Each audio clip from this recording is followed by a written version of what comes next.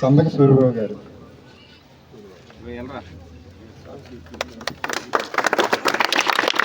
సందక తాతారావు, లంక సుబ్రహ్మణ్యం, శాసవ ప్రసాద్, బండారు సురేష్, వెల్పూటి సత్యబాబు, తోము రమణ, ద్వారంపూడి గణేష్, మండల రమణ,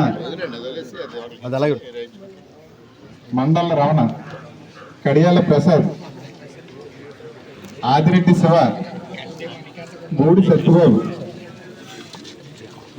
పాల్గుడి గంగరాజు గారు,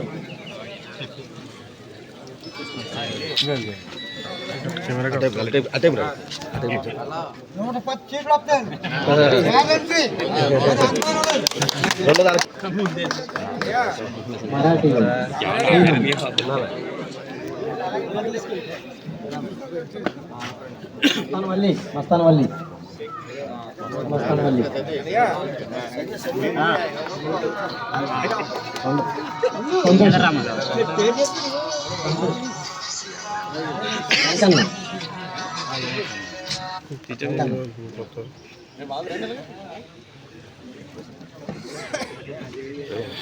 చంద్రం అంతమంది మొదలు చేశారు.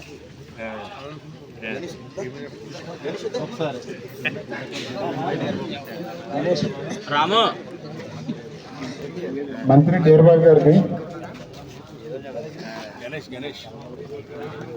గణేష్ గారు,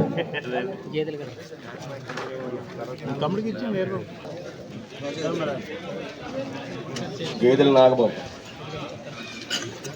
కుడికి సుబ్రహ్మణ్యం, శంకర మణికంఠ,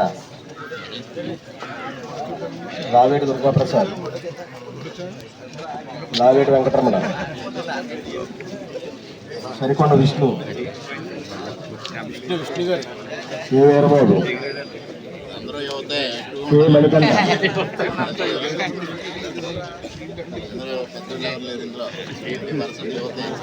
పెద్దలు, గౌరవనీయులు, తెలుగుదేశం పార్టీలో యువత తెలుగుదేశం పార్టీలో ప్రధానంగా జాయిన్ అవడానికి కారణం మన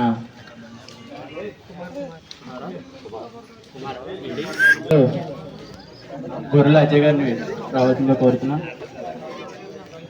కర్రీ మోహన్ సాయి గారిని రావాల్సిందిగా కోరుతున్నాం. గూడి మహేష్ గారిని రావాల్సిందిగా కోరుతున్నాం. ధనాల వంశీ గారిని రావాల్సిందిగా కోరుతున్నాం. Dhanala Munna, Joba Siddhu, Y Durganagu, N Yashwanth, G Shiva, G Praveen Kumar,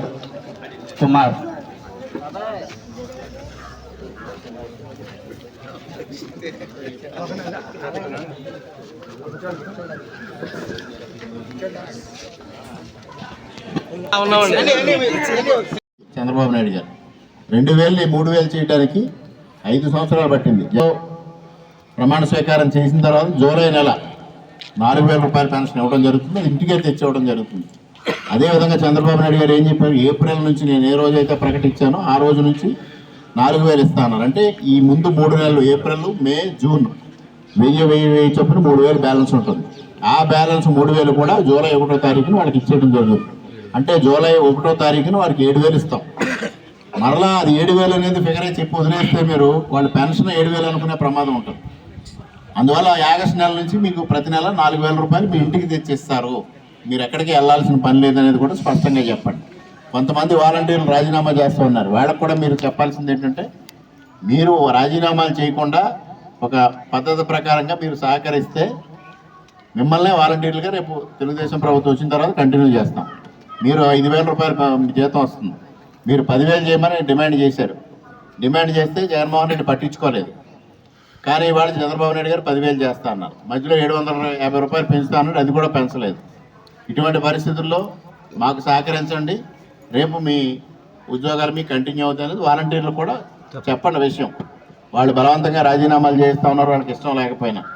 ఆ విషయం మనం క్లారిఫై చేసిన రోజు అది తగ్గేస్తుంది. ఈ విషయాలు మీరు ప్రజల్లోకి తీసుకెళ్లాల్సిన బాధ్యత మీది. రేపటి నుంచి కంటిన్యూగా మరి రేపు కూడా నేను ఇక్కడ తిరగడమా, లేకపోతే రేపు మరి ఎంపీ గారి నామినేషన్ అంటారు అక్కడికి వెళ్ళాల్సి వస్తే ఇక్కడ తిరగడం ఉండకపోవచ్చు. ఏదేమైనా నేను తిరుగుతా, కార్యకర్తలు కూడా తిరిగి ఈ కార్యక్రమం చక్కబెట్టాలి. ఆ విధంగా అందరూ చేయమని అందరినీ సవినయంగా కోరుకుంటూ, మరి ఇవాళ ఎవరైతే జాయిన్ అవుతూ ఉన్నారో ఈ వాళ్ళందరినీ తెలుగుదేశం పార్టీలోకి సాదరంగా ఆహ్వానిస్తూ ఉన్నాను, స్వాగతిస్తూ ఉన్నాను. వారి కృతజ్ఞతలు తెలియజేస్తా ఉన్నాను, అభినందనలు తెలియజేస్తా ఉన్నాను. అందరికీ నమస్కారం.